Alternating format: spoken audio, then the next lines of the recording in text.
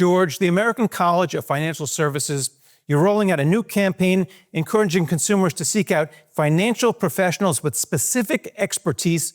So why is now the right time for this particular campaign? Well, Greg, if you think about the graying of America first and the longevity issues that's going to create for us down the road, then you think about the complexities of what's going on in the economy. We think it's really the right time for advisors to understand that the needs of Americans is changing. And because of that complexity, you need specialization. We found out that 67% say, I want someone that's credentialed, but only 30% even know what it means. So we think now is the perfect time to promote that. Can you dig a little bit deeper and discuss what exactly specialization means? So I understand in dentistry, sometimes you got to go to periodontist or an orthodontist. What does it mean in the financial arena? Sure. Let's stay with what you just said about medical. If you had a heart problem, you go to a cardiologist. You wouldn't go to a primary care physician.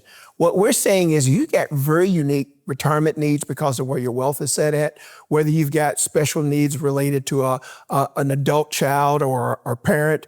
All those things are going to require someone who understands the unique attributes necessary to help you navigate both financially, but more importantly, the emotional component of your money. And so that's why we believe this specialization is so important. And again, we really do think of estate planning is important, the transfer of wealth is important, retirement's important, but we really are focused on specialization that says, I'm going to take care of you. Can you talk about some of those unique attributes for maybe a particular type of professional? So I guess if you're an advisor who deals with a lot of, I said dentists, they should know that the dental arena. Is that kind of what you're saying? That would be exactly right. Is we're looking at taking care of individuals where they're at. That's the first thing and most important thing. But is it estate planning? Because they're going to have to transfer that business at some point in time.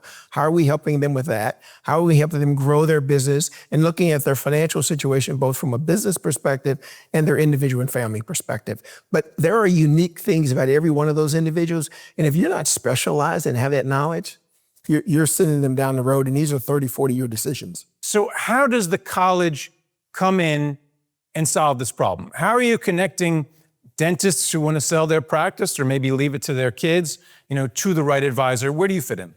So here's where we fit in. We've created a consumer-facing website, youradvisorguide.com, and that is where you're saying you want a specialist. If you go and try to pick an advisor out, they're going to have my name listed down there, and I told them, here's all the things I know, whether I know them or not. But what we're saying is only people who are credentialed are going to be on the advisorguide.com for you for retirement or for wealth management or for special needs or for philanthropy, so that we've been vetted, they have a credential that is required, and then you're getting somebody that actually does know the area that you want and have an interest in.